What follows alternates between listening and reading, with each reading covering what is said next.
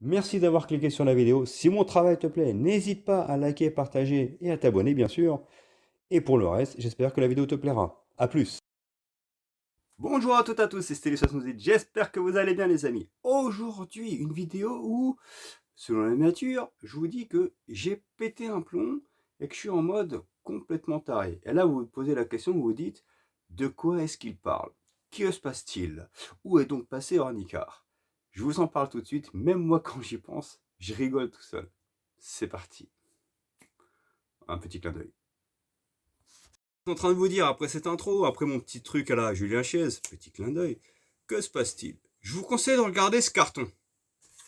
Le carton. Qu'y a-t-il à l'intérieur? Nous allons le découvrir ensemble. Je prends les ciseaux. Doucement. Alors moi je prends pas les gants comme en mode ouais j'ai des gants et tout ça comme si on était sur un chantier. Non ça va. C'est juste un paquet à ouvrir. On va faire ça tranquillement. Par contre je fais attention justement quand je l'ouvre de manière impeccable. On est pas mal. Ouvrons là. Voilà. Ouais, c'est les ciseaux que j'ai pris à mon fils. Ah bordel, qu'est-ce qu'il y a dedans? Un gros truc. Je sais pas. Non. Lol. J'imagine déjà les abonnés. Il a pété un plomb, Stéléo. Qu'est-ce qui se passe là-haut? Putain. Mais c'est quoi ça? Est-ce que les gens vont penser que j'ai changé de côté? Ah, en 8K. Lol, c'est ça que je voulais dire. PTDR 8K. Ça commence bien déjà. Et 480 FPS. Ouais, bon, il y avait déjà ça sur Xbox Series X. Mais là, quand même, maintenant, on s'est rendu compte que c'est une carotte. Alors, les gens vont se dire, ça y est, il a retourné sa veste. Absolument pas. Sauf qu'à un moment donné, quand j'entends des gens en MP me dire tu parles toujours d'Xbox, t'as pas la PS5, t'es pas un vrai gamer, t'as une chaîne de gaming sans avoir la PS5, lol, PTDR. Et en fait, tu peux pas critiquer Sony vu que t'as pas la console, donc t'es pas légitime. Il y a du vrai là-dedans. Il y a du vrai. Parce que ayant une chaîne de gaming, évidemment, par rapport à d'autres, c'est bien que je puisse avoir toutes les consoles pour pouvoir juger. Mais maintenant que j'ai la PS5, quand je vais clasher un jeu en disant que les escrocs qui prennent des dessous de table ne sont certainement pas justes et certainement pas respectueux de vous, les joueurs, là peut-être que vous verrez que, heureusement que je l'ai prise pour essayer de vous orienter et surtout pour dire la vérité. Maintenant, c'est parti pour l'unboxing. J'imagine, j'anticipe ce que vont me dire certains de vous, les amis. Pourquoi aujourd'hui? Parce que le 8 octobre sort un titre que j'adore tout particulièrement, Silent Hill 2. Et il est vrai qu'il y a certains titres que je voulais faire sur PS5, et je vous l'avais dit dernièrement, que je me freinais pas pour peut-être l'apprendre, pour effectivement amener du contenu supplémentaire sur la chaîne, et pour faire certains jeux que j'ai envie de faire, dont God of War Ragnarok, Ratchet Clank, les Spider-Man bien entendu, Returnal, Demon's Souls, c'est des jeux dont je vous ai déjà parlé. Mais je précise quand même que, de toute façon, quoi qu'il arrive, tout comme pour la PS4, ma Xbox restera ma console principale parce que j'ai toujours plus joué sur Xbox et l'expérience pour moi est différente. Mais aujourd'hui, voilà, le fait d'avoir la console, ça m'amène une légitimité pour pouvoir critiquer sans qu'on me dise tu parles pas, tu connais pas. Et voilà les amis. Donc maintenant, c'est parti pour l'unboxing.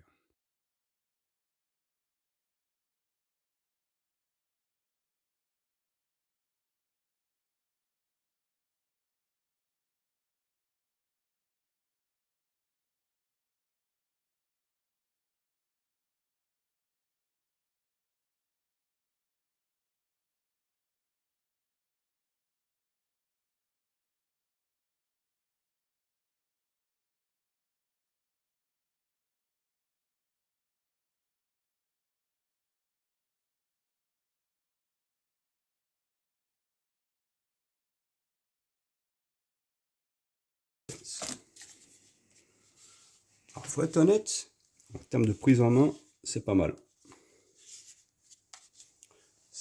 Et c'est une bonne prise en main. Moi, ça va. Elle est plus lourde que ce que je pensais.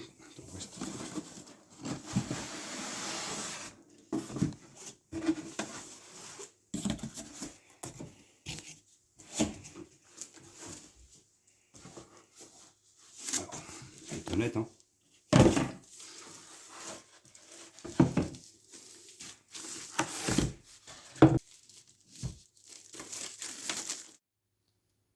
Bon. Oui.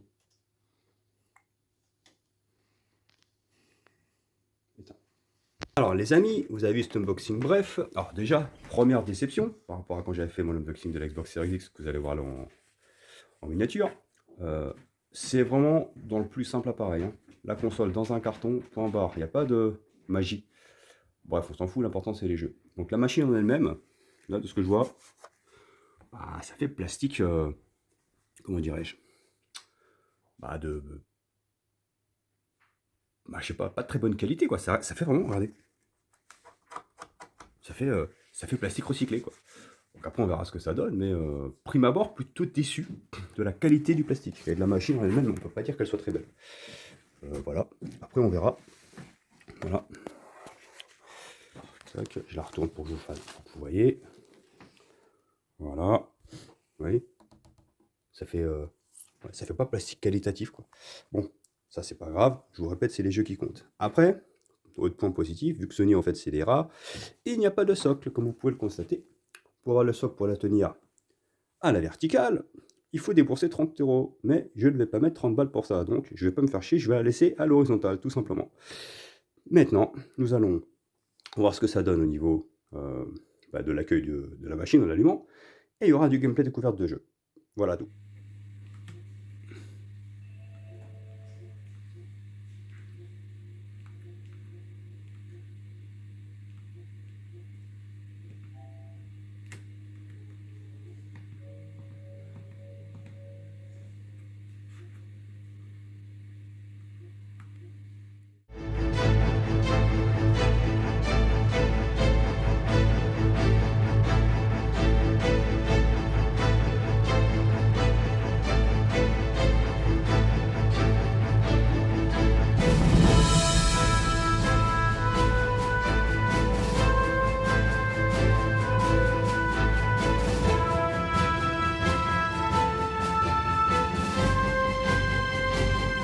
Et donc là les amis, vous avez vu l'unboxing en fait de la PlayStation 5. Il va y avoir maintenant, ce sera une longue vidéo, je vais faire plusieurs gameplays. Sachez qu'avec la console, du coup il y a Astro's Playroom qui sera jouable du coup gratuitement, je précise qui est inclus gratuitement dans la console, donc du coup il va y avoir un gameplay découverte sur Astro's Playroom. Nous allons suivre avec un gameplay découverte de Miles Morales, Spider-Man Miles Morales, ensuite celui de Ratchet & Clank, et pour terminer le gameplay découverte de God of War Ragnarok. Je tiens quand même à préciser toutefois, du coup, par rapport à l'unboxing, ce qui m'a déçu, c'est le côté, tu ouvres le carton, direct, t'as un autre carton, t'as la console dedans. Il n'y a pas cette petite magie qu'avait fait Microsoft avec la Xbox Series X. Si vous voulez voir mon unboxing, vous verrez, où vraiment le packaging était éclatant, c'était vraiment qualitatif. Ensuite, concernant la machine, je trouve que le plastique fait cheap un petit peu, effectivement. Mais moi, ce qui m'intéresse, c'est les jeux, la qualité des jeux. Et je dois dire que, bon, qualité du plastique moyenne, la machine, je la trouve pas nécessairement très belle, mais en fait, j'ai jamais trouvé les consoles PlayStation belles de base, hein, d'accord?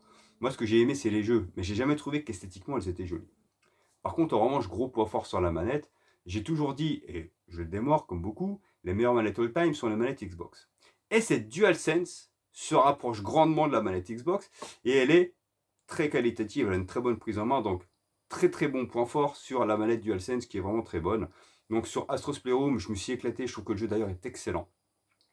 Parce qu'en fait, à l'instar de ce qu'avait fait Nintendo avec Nintendo Land et avec Wii Sport à l'époque sur la Wii, ce jeu-là, à la base, a été fait pour mettre en avant les capacités de la DualSense. Bon, aujourd'hui, 4 ans plus tard, on se rendra compte que c'était prévisible, tout comme pour des jeux Wii ou pour les jeux 3D de la 3DS ou pour, bien entendu, les vibrations HD de la Switch.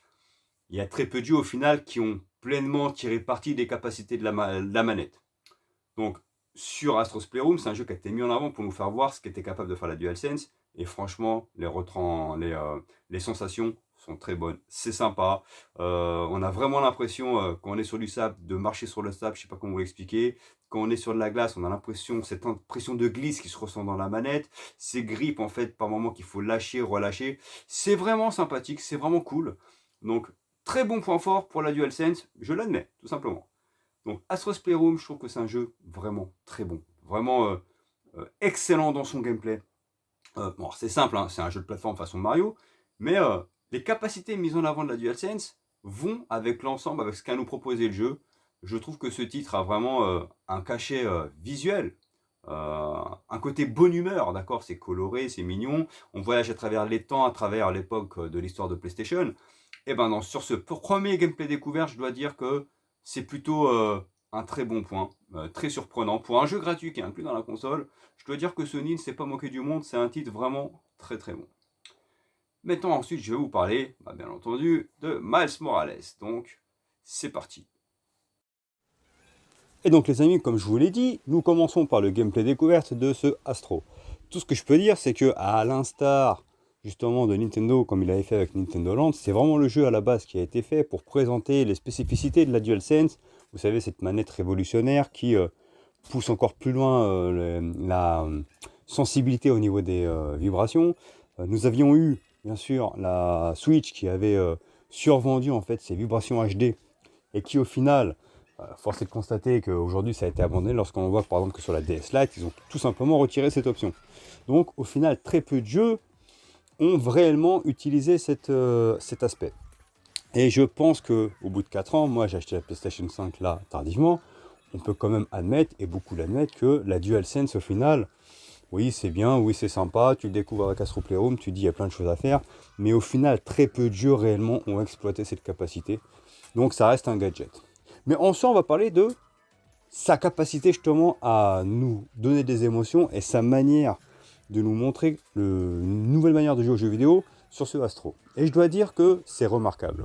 La manette a quand même des choses assez impressionnantes à démontrer. Et c'est fort dommage d'ailleurs qu'aujourd'hui très peu de jeux l'utilisent parce que sur ce Astro, c'est vraiment cool. Le jeu en fait est un jeu de plateforme façon Mario.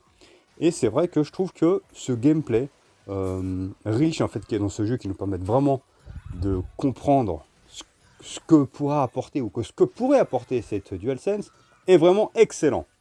Dans le sens où on a les vibrations qui sont différentes de ce que l'on connaît, avec ces gâchettes justement qui ont tendance à se durcir lorsqu'on est sur une paroi, ou par moment il faut la relâcher de manière soudaine, les sensations sont plutôt bonnes. Le jeu se révèle être fun, il est beau, il est joli, il est coloré, c'est un véritable hommage à toute l'histoire de PlayStation, parce qu'en fait on récolte des items par-ci par-là, allant de la PS1 jusqu'à la PS4. Donc c'est plutôt agréable, les tableaux s'enchaînent avec beaucoup de plaisir, et il y a même des mini-jeux qui viennent agrémenter justement ce titre, pour offrir une durée de vie, ma foi, plutôt intéressante. Donc là, sur le gameplay découverte que vous allez voir, enfin, sur les gameplays découvertes que vous allez voir, j'ai quasiment joué, enfin, j'ai dépassé les 2 heures de jeu sur chaque titre. Parce que je voulais vous faire un gameplay plus approfondi. Voilà, quand on joue 2 heures à chaque titre, déjà, ça permet déjà de se faire une première idée. Et sur cet Astro Playroom, j'ai même dû jouer, je crois, 2h30. Et moi, je dois dire que c'est fun. Et pour un jeu qui est dans la console, il faut admettre, hein, sans être de mauvaise foi, que c'est un jeu vraiment très très bon. Et lorsqu'il aura mon test, je pense qu'il aura une bonne note. Parce que pour un jeu gratuit inclus dans la console, je trouve qu'il fait le job. Et il n'est pas juste là, comme l'avait fait par exemple Nintendo avec One to Switch, qui démontrait des capacités vraiment très bonnes, mais qui au final, le jeu s'avérait être limité, tu faisais des petites parties, et basta. One to Switch était vraiment laid comme jeu, il était mauvais, était inintéressant. Alors il y avait des choses intéressantes au niveau du gameplay, au niveau de la retransmission des vibrations HD, mais le titre en soi était assez limité. Ce titre-là, non, se joue réellement avec plaisir, un jeu de plateforme des plus intéressantes, d'ailleurs pour ça qu'ils ont fait un vrai jeu là, qui est sorti là dernièrement, qui a un beau succès. Donc cet Astro est un bon titre, vraiment. Nous allons maintenant passer à Spider-Man Miles Morales. Et donc là les amis, j'espère que ce petit gameplay de Astro vous a plu. Moi en tout cas, je suis surpris. Vraiment. Très bon titre, qualitatif, rien à dire. Maintenant parlons de ce Spider-Man Miles Morales. Alors, inutile de vous préciser que les titres vraiment là qui m'ont décidé à me dire allez, il serait peut-être temps que j'achète une PS5. Bon, il y a la sortie de Silent Hill 2, bien entendu. Mais également les Spider-Man, vous savez, si vous êtes sur ma chaîne depuis longtemps, que je suis fan de comics. Je vous ai déjà fait pas mal de critiques, de reviews de comics. Et vous savez du coup que, voilà, ayant fait tous les Batman Arkham, étant fan des Batman Arkham, j'avais envie aussi de proposer sur ma chaîne et de jouer justement au Spider-Man. Alors, j'ai pas encore acheté Spider-Man 2 parce que je me suis dit avant d'acheter le 2, je vais commencer par Miles Morales.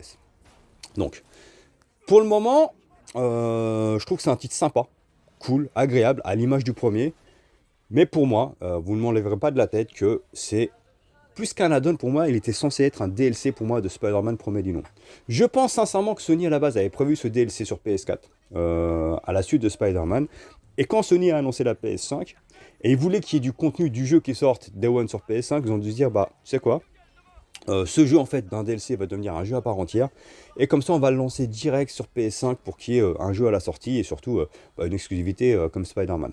Moi c'est comme ça que je le ressens. Pourquoi?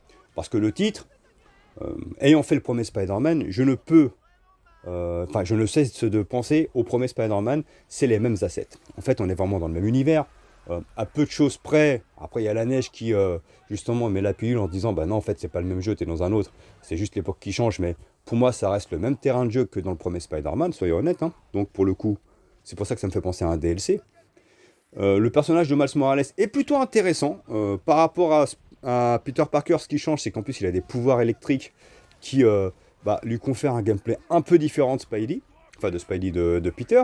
Donc le personnage est plutôt intéressant, plutôt jouable, plutôt agile, même si je le trouve bien moins charismatique que Peter, ça c'est vrai. Bien moins drôle, ça c'est vrai, mais bon on s'en fout, le but justement c'est de pas jouer Peter, c'est de jouer un autre personnage, donc why not. Y a un truc qui me dérange quand même, c'est que on joue un jeu, mais c'était déjà le cas dans le premier Spider-Man, bah ces titres-là, ils ont beau être bons, ils restent pour moi bien en dessous du travail qu'a fait Rocksteady avec les Batman Arkham. Absolument rien à voir. Là en l'occurrence, vous allez le voir dans la vidéo, même si les animations sont léchées, sont cool, c'est stylé, voilà, Spider-Man est très agile, le problème c'est que j'ai l'impression qu'il a pas de coups, enfin que ses coups ne portent pas. C'est quand on tape, t'as pas l'impression qu'il assomme les ennemis ils n'arrêtent pas de se relever, donc tu es obligé de taper, taper, taper, taper, taper, taper, taper encore pour pouvoir les allonger, et tu ressens pas cette puissance. Même dans la manette, quand tu tapes, t'as pas l'impression que ses coups ils portent. T'as pas la même violence qu'un Batman Arkham. Batman, quand il tapait ses ennemis, il les cognait, il leur cassait la mâchoire. Tu sentais que ses coups, en fait, chaque coup, ça faisait très mal. T'avais cet impact, pa, pa, pa, pa, pa. Là, je sais pas, ça fait des, ça fait des petits coups. Piou, piou, piou, piou, piou, piou. Je sais pas comment te dire. Ça fait bizarre. Après, on s'y fait, mais voilà, on ressent ce manque d'impact des coups.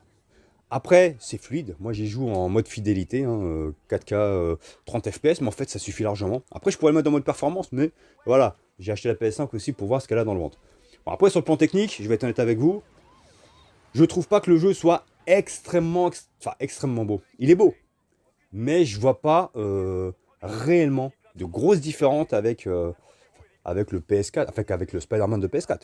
La différence n'est absolument pas énorme, parce que pour moi, je suis en train de jouer au même jeu, si ce n'est qu'il est amélioré avec des niveaux d'éclairage bien plus jolis, bien sûr, avec un meilleur champ de profondeur de champ, avec peut-être le ray tracing par moment quand tu passes devant la glace, tu vois le reflet Spider-Man. Euh, un peu les vêtements, la texture des vêtements, tu as l'impression de plus ressentir, par exemple, la texture du vêtement. Il y a plus de, peut-être d'ombre, enfin les effets d'ombre sont peut-être mieux faits que sur PS4, mais ça reste des petits détails, hein. Franchement, hein, là pour l'instant j'y ai joué 2h30, donc peut-être que par la suite je vais me prendre une claque, mais actuellement ça reste une évolution de Spider-Man premier du nom. Techniquement parlant, il est au-dessus, c'est normal, on est sur PS5, mais sans être une claque graphique. C'est-à-dire que moi, pour moi, franchement, si j'avais acheté le jeu sur PS4, bah, pour moi, certainement que ça aurait fait le job, quoi. Après, je lui pardonne. Parce que voilà, c'est le jeu de lancement de la PS5. À mon avis, ils n'avaient pas encore tous les kits, ils n'avaient pas encore la maîtrise pour parfaitement lancer tout de suite la PS5 sur les meilleurs rails, en sachant qu'il était multi-support. Donc là, pour l'instant, je ne vais pas crier au loup. Ça reste un beau titre, c'est joli, c'est fluide, c'est plus important, mais c'est pas une claque graphique. Après, sur le plan scénaristique, par contre, le scénario, il est fait pour un teenager, quoi. C'est vraiment un scénario bas du front, c'est pour ça que je vous dis c'est un DLC. Il n'est pas intéressant au possible. C'est-à-dire qu'en gros, au début, tu as Peter, tu aides Peter, tu fais un premier combat de boss contre Rhino, qui est très intéressant d'ailleurs, et ensuite tu te rends compte que Peter, en fait, il se barre avec MJ en voyage pour faire le photographe pour elle, en fait, tout simplement. Et il lui dit, bon bah écoute, moi je me casse en vacances, occupe-toi de New York. Voilà, en gros, tu as Peter Parker qui se casse, et dit à Miles Morales, bah tu reprends le flambeau, protège New York. Donc le scénario, ok, vite fait. Et par la suite, bah, tu te rends compte que bah, tu vas faire des quêtes, mais c'est pas si intéressant que ça scénaristiquement, quoi. C'est vraiment le jeu qui est là pour meubler en attendant Spider-Man 2, tu le ressens. Mais en soi, c'est pas un mauvais jeu. Mais je dois dire que pour un titre qui m'a fait acheter la machine, parce que clairement, Spider-Man Miles Morales m'a fait acheter la machine pour jouer, bah par rapport à Astro que je n'attendais rien, bah je dis pas que je suis déçu, mais quasi. Quasi. C'est un bon titre, mais loin de la saga Batman Arkham, loin de Spider-Man 1, même dans ses quêtes annexes. T'as des quêtes annexes copier-coller du premier Spider-Man, donc je me dis à quoi ça sert de les avoir mis là si tu les as déjà fait dans le premier. Après voilà, ça reste amusant, fun, c'est cool de se replonger là-dedans. Pour l'instant, je prends du plaisir. Mais par rapport à ce que j'en attendais, je suis quand même déçu. Je vais être tout à fait honnête. Maintenant, on va passer à la vidéo justement de Ratchet et Clank, les amis.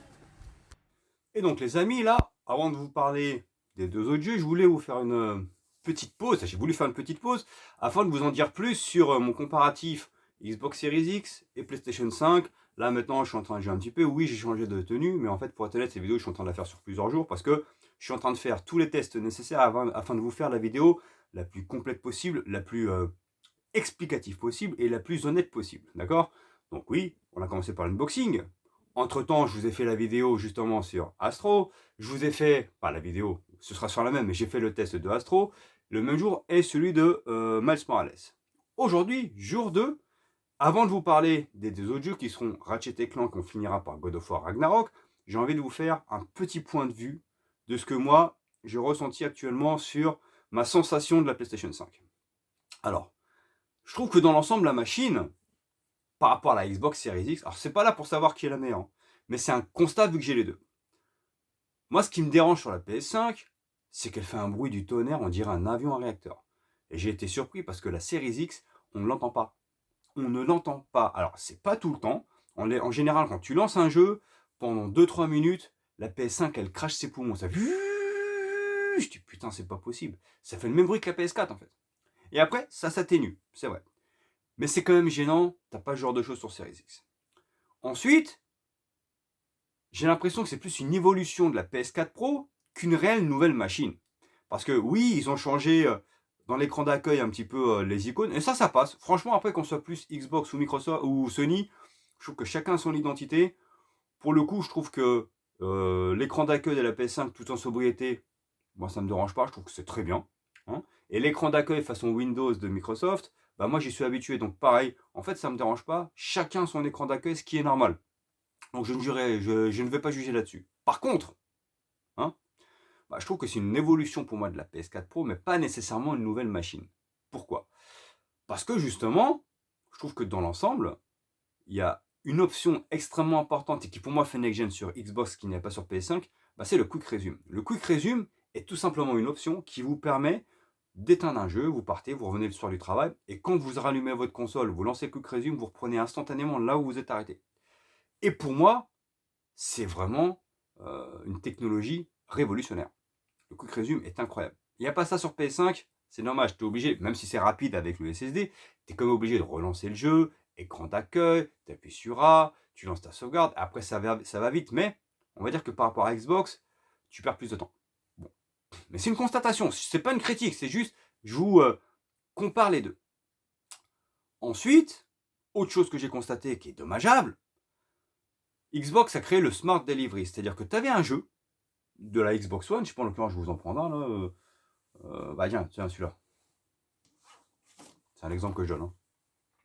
C'est le premier que j'ai pris au hasard. Shadow of the Tomb Raider. D'accord? Shadow of the Tomb Raider, c'était un jeu Xbox One. En l'occurrence. Et ben, vu que tu as le jeu, tu peux le passer directement en Smart Delivery pour 0. Il devient automatiquement un jeu Xbox Series X avec la mise à jour next-gen qui le rend plus beau à taux 0. Alors que sur PlayStation, et je trouve que c'est dommage parce que j'ai quand même plein de jeux de la PS4, d'accord? Et ben, pour les passer en version PS5, tu dois débourser 10 euros.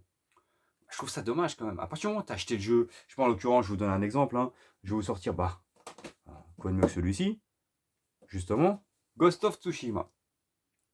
Donc, Ghost of Tsushima, c'est un excellent titre, bien que j'ai trouvé répétitif, mais très bon. qui était déjà très beau dans la version PS4. Si tu veux y jouer dans la version PS5, tu peux sans acheter la version à 70 € sur PS5, parce que tu l'as déjà sur PS4. Par contre, pour avoir l'update, tu es obligé de dépenser 10 €. C'est dommage. Tu as déjà le jeu. Pourquoi, au final, ne pas faire comme Xbox? Parce que Microsoft, à partir du moment où tu as acheté le jeu, pour avoir l'update, c'est gratuit. Tu as acheté le jeu de base. Je trouve ça dommage. Après, maintenant, parlons des manettes. La véritable révolution pour moi de la PS5, c'est la manette. Et encore. La manette Xbox Series X n'est qu'une évolution de la manette Xbox One. Mais déjà, les manettes Xbox ont toujours été très bonnes pour jouer. C'est déjà les meilleures du marché. Donc, sans faire de grands changements, ça reste des manettes qui ont évolué, un peu plus petites, qui sont tranquilles. Ça se joue très bien, il n'y a pas de problème. C'est une manette en plus avec des grippes à l'arrière. Donc, c'est une évolution de la manette Xbox One. Mais c'est pas une révolution, une évolution. La manette de PS5, par contre, je trouve que par rapport aux autres manettes, de toutes les PlayStation confondues, est la meilleure. Parce que les manettes PS1, PS2, PS3, PS4, j'ai toujours trouvé que les manettes PlayStation étaient le point faible. Je n'ai jamais aimé les manettes PlayStation, j'ai toujours trouvé qu'elles faisaient jouet. Je vous fais voir, par exemple, en l'occurrence, là, c'est la manette, si je ne me trompe pas, je crois que c'est de la PS3. Voilà. Eh ben, j'ai toujours trouvé, elle faisait plastique, elle faisait jouet. On aurait dit les jouets qu'on trouve dans les farces à attrape.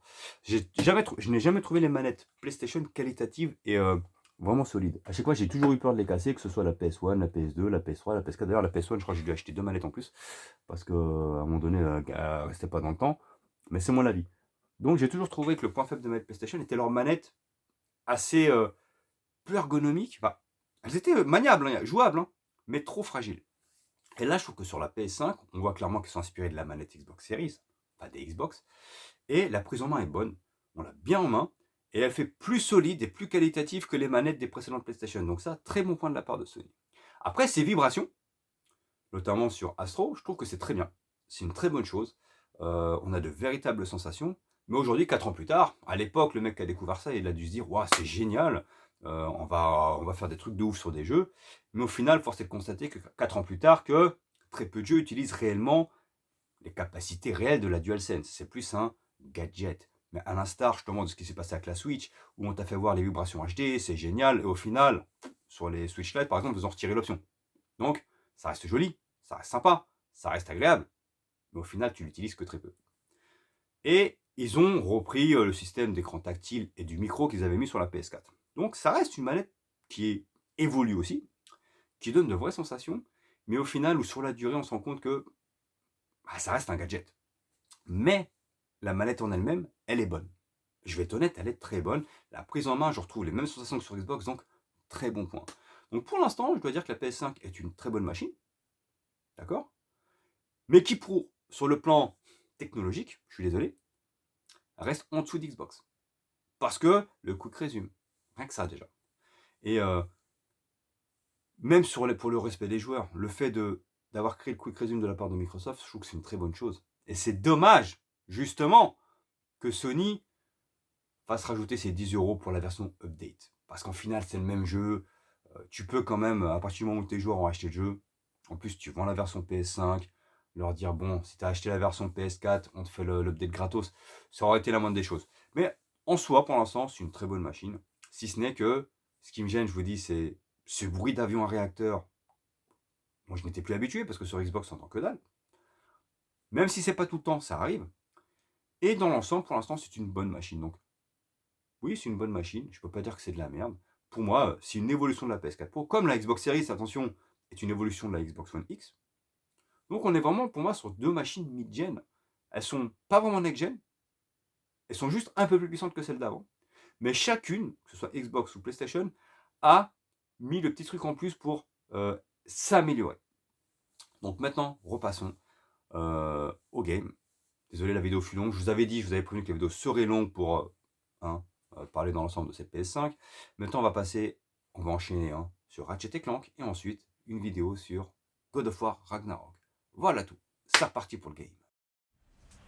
Et donc les amis, après Astro, après Spider-Man Miles Morales, je vous parle d'un titre qui pour le coup est exclusif à la PlayStation 5, qui n'est pas multi-console, enfin comme Miles Morales et comme God of War Ragnarok. Je vous parle bien entendu de Ratchet & Clank. Ratchet & Clank est un titre que je voulais faire depuis très longtemps, et d'ailleurs est un titre qui, pour beaucoup est le plus beau titre de la PS5. Donc je suis curieux.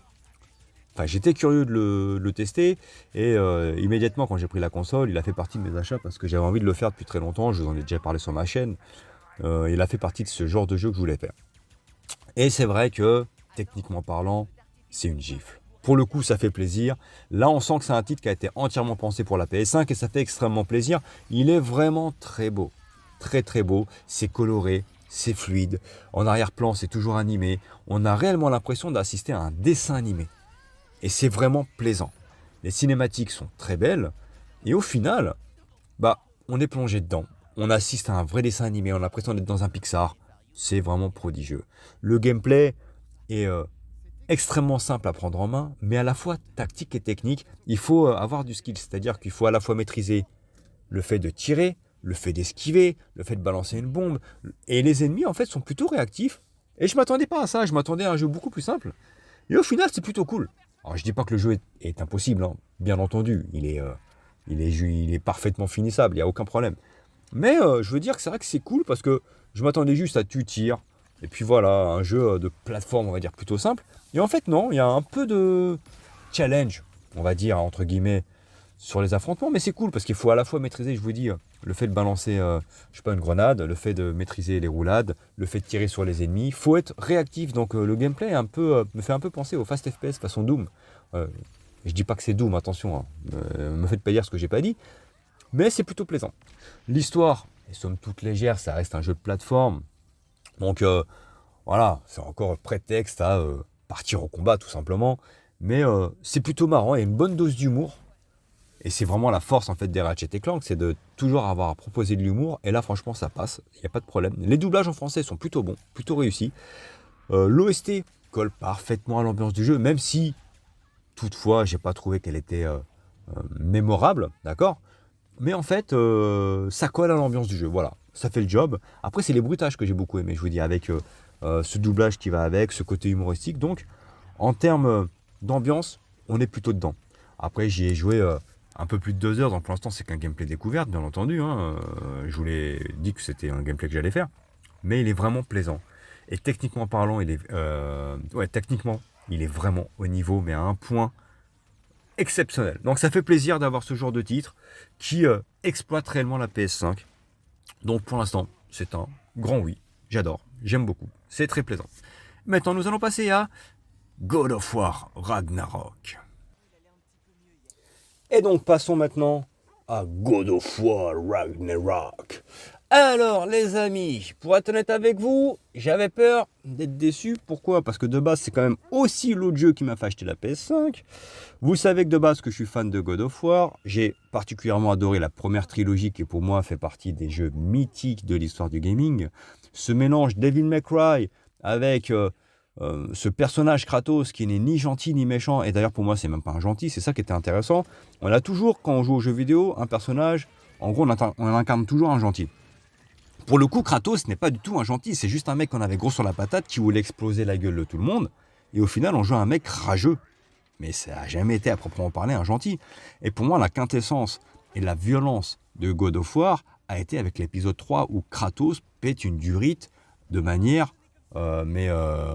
totalement folle.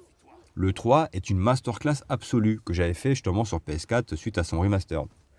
Et donc l'épisode de 2018 qui avait été, on va dire, je dis pas rebooté, mais qui avait été modifié de la part de Santa Monica Studio, était peut-être nécessaire afin de renouveler le gameplay et partir sur une autre base avec cette caméra à l'épaule. L'épisode était réussi, j'avais trouvé qu'il était très bon. Et moi, ma crainte avec ce Ragnarok, c'est de me dire, je vais jouer à un DLC, et ça n'a pas réellement l'air d'être un nouveau jeu. J'avais en partie raison. Là, j'ai joué quasiment 3 heures au jeu. Je vais vous dire ce que j'en pense, donc ce ne sera pas un avis définitif, hein, c'est qu'un gameplay découverte. J'ai à la fois l'impression de jouer à un DLC, effectivement, parce que les assets restent les mêmes. On a l'impression de faire la même chose que dans l'épisode de 2018, mais il y a quand même des choses très intéressantes, et pour l'instant, ça sent quand même très bon. Déjà, sur le plan technique, le jeu est irréprochable, on est immergé dedans, c'est très beau. Mention spéciale aux expressions du visage qui sont folles, franchement. Il y a un détail sur les expressions du visage, c'est incroyable, on a vraiment l'impression d'y être, on ressent les émotions. J'adore également sur le plan de la qualité d'écriture La relation entre Kratos et son fils Atreus est vraiment touchante, vraiment cohérente. Et ça fait vraiment plaisir. L'OST, les musiques, franchement, nous plonge dedans, c'est incroyable. Et scénaristiquement, j'ai l'impression qu'il y aura des choses intéressantes à raconter. Parce que moi, ma crainte, c'était qu'il y ait le vide intersidéral sur le plan scénaristique. Pour l'instant, ça a l'air d'être très très bien écrit, de ce que j'ai fait. Ça a l'air fou. Mais je garde encore des réserves. Pourquoi ? Parce que sur les quasiment 3 heures de jeu que j'ai fait, je vais pas vous cacher les amis que j'ai quasiment eu, une bonne heure de cinématique. Et ça par contre ça me fait chier. Alors je veux bien qu'on mette en place un scénario, c'est peut-être fait exprès et ensuite par la suite ça va peut-être changer. Mais quand même, il faut quand même admettre que si je veux m'asseoir, regarder un film ou regarder une série, je vais soit au Cinoche, soit je regarde Netflix. Là, 1 heure de cinématique, ça fait beaucoup. On va être honnête, ça fait beaucoup. Alors oui, c'était pour mettre en place le scénario. C'est pas gênant plus que ça, parce que du coup, c'est nous aussi, on regarde, on est pris dedans. Mais j'espère quand même qu'il y aura plus de gameplay par la suite, parce que là, de ce que j'ai fait, ça reste du vu et revu. Le titre est jouable, est fluide, est violent. On sent que Kratos, voilà, c'est pas un bisounours, il est pas là pour être gentil. Il y a quand même des démembrements assez violents, et c'est ce qu'on attend d'un God of War, ça c'est pas le souci. Mais en réalité, le vrai problème, c'est pas ça. Le vrai problème, c'est, j'ai l'impression de jouer au même jeu que 2018. C'est-à-dire que tu as la hache qui peut être lancée de loin, tu as un coup rapide avec R1, un coup fort avec R2. Après, tu as aussi la possibilité de déclencher la furie pour éclater les ennemis en appuyant sur L3 et R3. Tu as des QTE. Bon, c'est bien mis en scène, on s'ennuie pas une seconde. Hein. Tu as l'impression d'être devant un spectacle hollywoodien, il n'y a pas de problème. Mais j'ai peur que sur la durée, j'ai l'impression de jouer au même jeu que 2018. Donc c'est pour ça, pour l'instant, je reste sur cette réserve-là. Le fait qu'il y ait eu 1 heure de cinématique.